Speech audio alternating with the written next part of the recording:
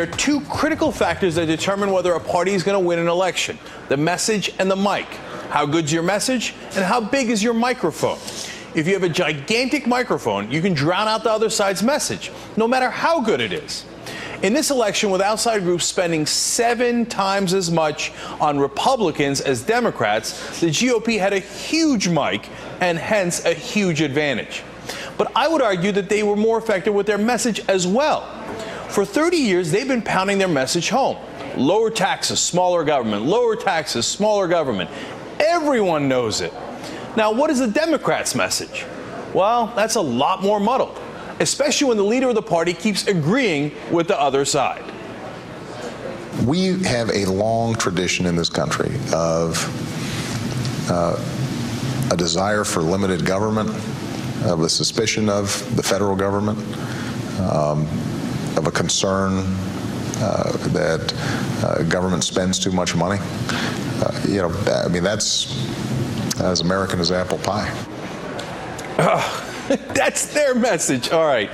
And when asked if the Republicans did a better job of reiterating their message, Obama still found a way to blame himself. Look, during election season, I think the rhetoric flies. And by the way, I've been guilty of that. It's not just them. Are you kidding me? I think they killed you with their rhetoric the last 2 years. And you tell a national audience that you're just as guilty?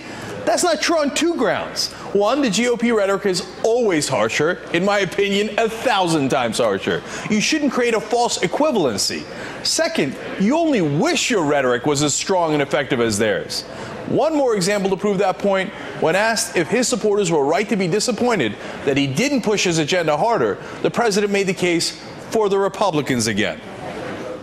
I will say that when it comes to some of my supporters, part of it, I think, is the belief that if I just communicated things better, that I'd be able to persuade that half of the country that voted for John McCain that we were right and they were wrong. One of the things that I think is important for people to remember is that, this country doesn't just agree with the New York Times editorial page. Which side is this guy on? Are you ever going to make your own case? Here to help me answer that question is Representative Lynn Woolsey, Democrat of California. She's also the co-chair of the Congressional Progressive Caucus. Now, Congresswoman, as a progressive, are you a little disappointed that President Obama seems incredibly reluctant to make the progressive case? Well, I respectfully disagree with him on all 3 of his comments. He won. McCain didn't. I don't know why he forgot that. And next, when he won by such a popular vote with the great majority in the House and a large majority in the Senate, we could have started out right from the beginning with a huge jobs bill. We could have been bragging about that and people back to work, and this election would not have turned out the way it did. Is President Obama continuing to make the same mistake of reaching out to the Republicans too much? I mean, it's not, I'm saying because, politics, you shouldn't reach out. It's just that if you don't get something in return, doesn't it become a fool's errand at some point? Well, I would have thought the lesson would have been learned the first 19 months of his presidency, when he'd reach out to the moderates in the Senate and change his legislation, and our legislation would have to be redrafted, and then they didn't vote for it anyway. When do we learn that we're on our own and we have to stand up for strong democratic values, and then we'll have the country following us? Now, Congresswoman, now that you've lost the House, though, what do you do now? It's because it's much harder to pass the legislation, obviously, if you don't have the House. What's the right tactic starting today?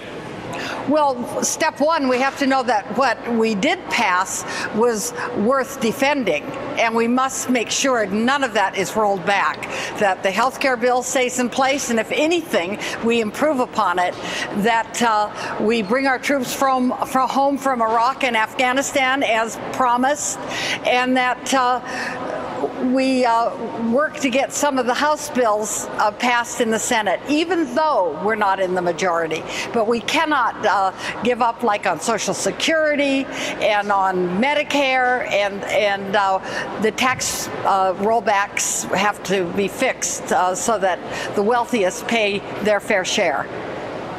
All right, and let me ask you this. With the president seeming to say, oh, well, I got to reach out to Republicans, in that same 60 Minutes interview, he indicated that he was going to compromise on tax cuts for the rich. In other words, give them for at least another 1 or 2 years.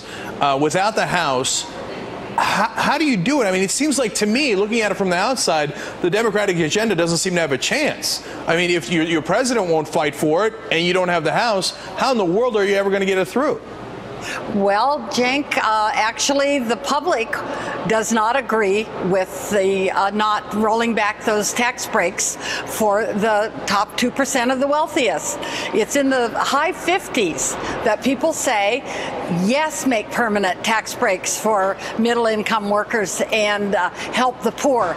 But for heaven's sakes, we need to have the wealthiest people in this country pay their fair share, which is nothing compared to the 70s and the 50s.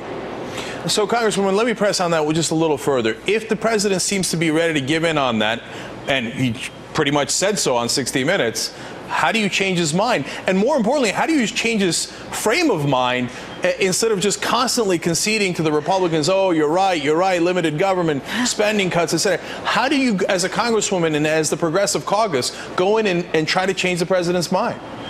Well, one thing, we know that only 4 of the 83 members of the Progressive Caucus lost their elections on November 2nd. None of the Black Caucus lost their elections, and 3 or 4 of the Hispanic Caucus lost their elections. We make up way more than 50% of the Democrats in the House.